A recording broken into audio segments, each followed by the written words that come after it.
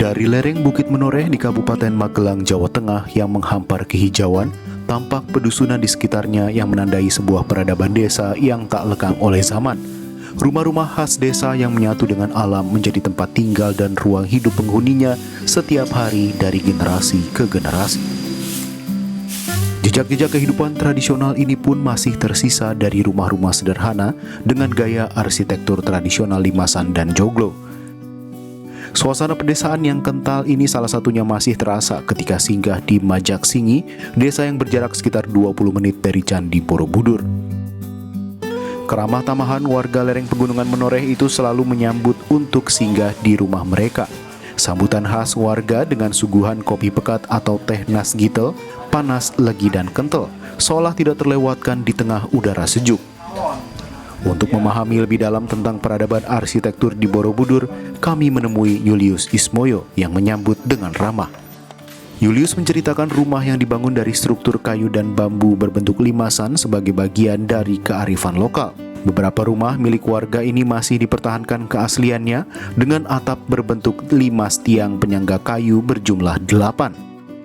Karena itu warisan dari leluhur kita, nenek moyang kita, ya wajib kita lestarikan, karena orang-orang dulu itu memikirkan juga sudah butuh pemikiran dan juga inspirasi yang harus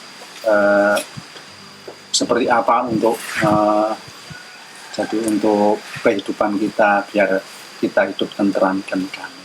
Dengan adanya rumah yang walaupun seperti itu, tapi bisa untuk berteduh, untuk berlindung, untuk hidup yang dengan nyaman. Akhirnya ya kalau nyaman itu pasti rezeki pun menurut gitu, mengikuti. Keberadaan rumah limasan ini merupakan gaya arsitektur yang banyak dijumpai dan mendominasi permukiman lama warga desa di kawasan Jawa Tengah dan Yogyakarta. Konstruksi rumah-rumah ini tidak hanya mempertimbangkan estetika, tetapi juga fungsionalitas dan kelestarian alam. Dengan penggunaan bahan-bahan alami seperti kayu, bambu, dan daun ilalang untuk atap, rumah limasan dan joglo mengutamakan kenyamanan dan kesejukan sekaligus tahan terhadap perubahan cuaca ekstrim.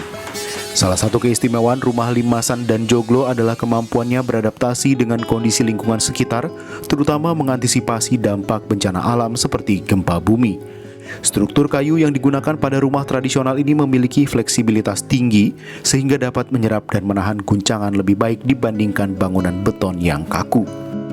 Pada perkembangannya, seiring roda modernitas, banyak generasi penerus yang mengubah rumah lama mereka menjadi bangunan permanen. Perubahan ini disebabkan banyak hal, diantaranya soal kepraktisan, tahan lama, dan relatif lebih mudah perawatannya. Namun, kisah soal rumah-rumah jadul itu belakangan menjadi ironi. Di tengah mulai terkikisnya keberadaan rumah-rumah tradisional asli yang dihuni di perkampungan, upaya pelestarian justru muncul dari kehadiran bisnis-bisnis baru yang mengusung nuansa kembali ke masa lalu atau jadul.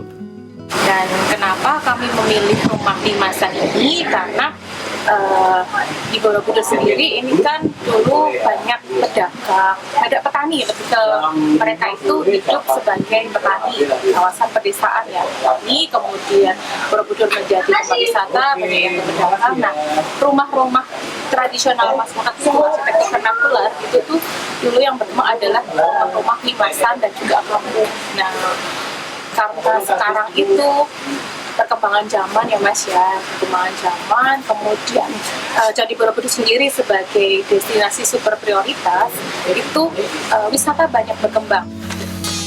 Kehadiran rumah berarsitektur limasan dan joglo menjadi ciri khas sejumlah kafe, restoran, hingga villa yang belakangan menjamur di kawasan destinasi wisata prioritas nasional itu. Mereka berlomba menghadirkan kembali suasana desa melalui bangunan rumah tradisional yang menawarkan pengalaman bersahaja tempo dulu.